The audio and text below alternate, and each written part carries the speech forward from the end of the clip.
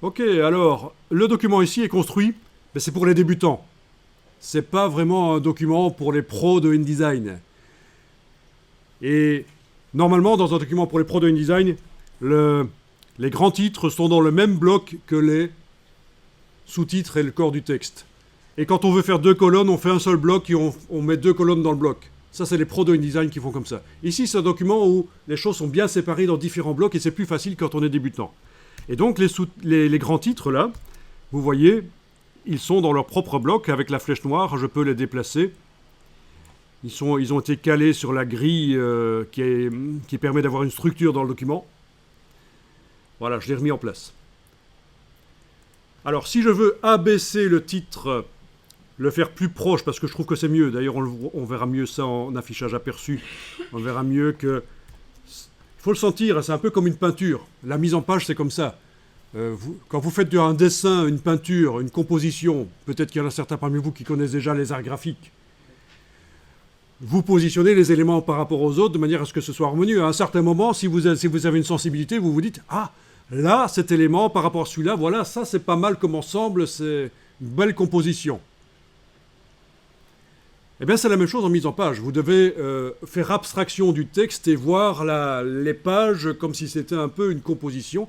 Et vous pourriez vous dire, tiens, là, ce serait peut-être mieux si le titre était plus bas, les grands titres plus proches de ce qui se trouve en dessous. Ça, en plus, ça va faire plus d'espace au-dessus et les espaces blancs dans une mise en page apportent un côté luxueux intéressant. Plus vous voulez donner un côté luxueux à la mise en page, plus vous devez faire des espaces, des emplacements dans les pages où il n'y a rien. Plus vous voulez faire bas de gamme, plus vous faites du remplissage partout.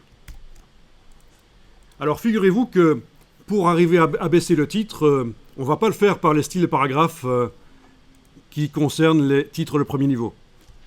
On va le faire par la modification des blocs qui contiennent les titres.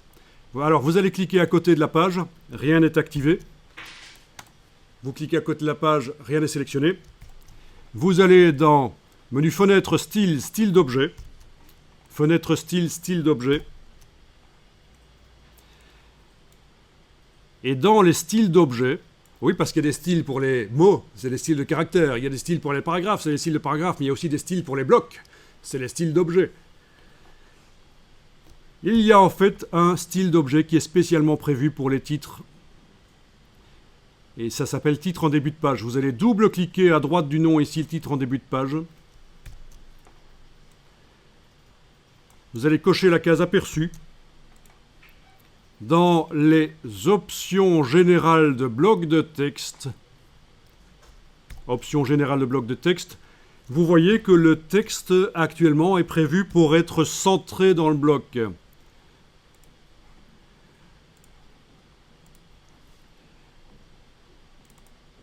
Le texte est prévu pour se centrer dans la hauteur du bloc.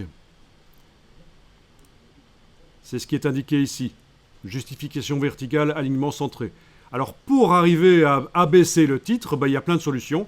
En voilà une, vous allez casser la chaîne qui permet de modifier d'un coup les 4 marges gauche, droite, au bas de l'intérieur du bloc. Donc la chaîne est cassée. Et vous allez ajouter de la marge au-dessus. Voilà. En ajoutant de la marge au-dessus, vous devriez voir que le titre descend. C'est logique. Voilà, j'ai ajouté 9 mm.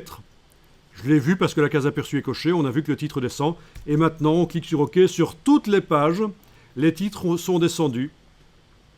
Sur toutes les pages, les titres sont descendus dans leur bloc. Ils sont plus proches du texte qui suit. Et c'est plus harmonieux. Voilà. Je vous disais, petit à petit, on améliore le document. Vous n'êtes pas obligé d'avoir le document nickel dès le départ. Ne soyez pas perfectionniste. Le perfectionnisme est une qualité. Pas du tout. C'est vu comme une qualité. Mais c'est une horreur en entreprise. Ça va contre la productivité, ça va contre la créativité. Ne soyez pas perfectionniste. Ce qu'il faut, c'est faire le boulot comme il faut, bien.